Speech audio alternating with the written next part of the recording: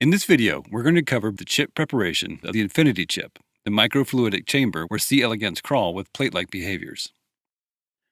First, make sure that you have all the necessary supplies to complete the filling process: rubber or latex gloves, the included 1 milliliter syringe and tubing with attached pin, Pluronic F127 at 5% by weight in deionized water, 70% ethanol, and NGM Buffer.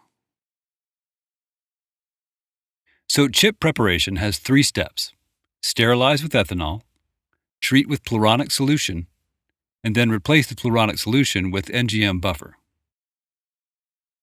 So let's get started.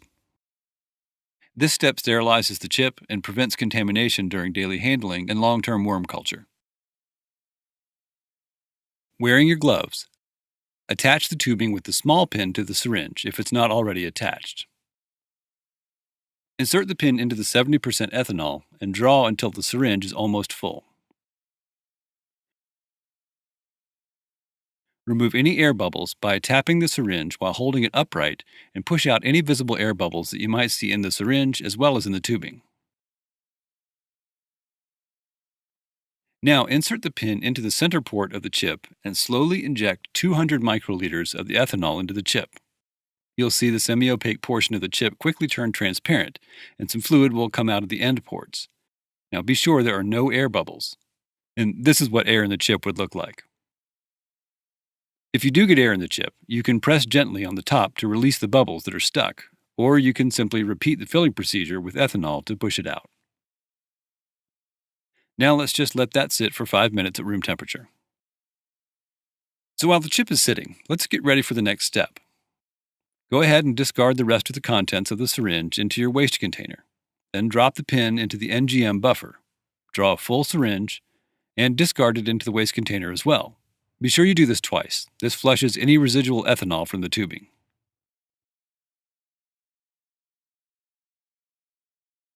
Next, we're going to follow the same procedure with the 5% weight Pluronic Solution.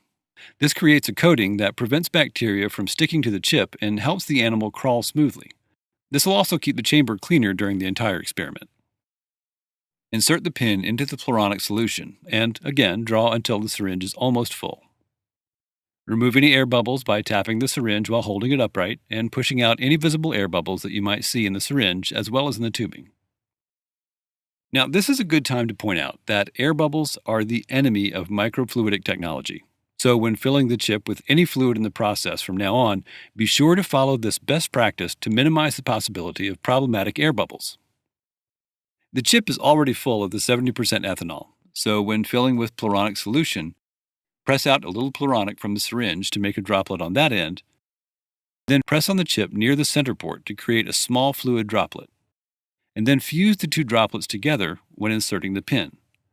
Doing this should eliminate the possibility of air bubbles. Slowly inject 200 microliters of the Pluronic Solution into the chip.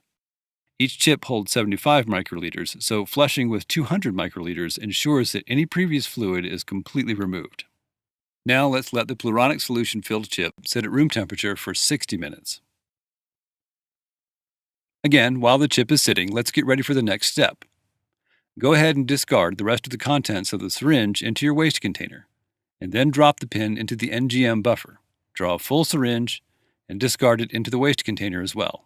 Again, do this twice. This flushes out any residual Pluronic Solution from the tubing. So the next step in the process is filling the chip with the NGM buffer. The procedure is initially the same as the last step. Insert the pin into the NGM and again draw until the syringe is almost full.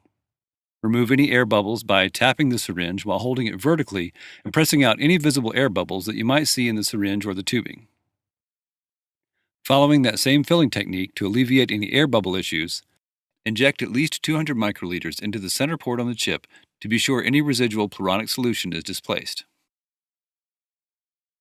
Some quick reminders: flush your syringe twice between fluids, and be sure to use the fluid fusing technique to avoid air bubbles.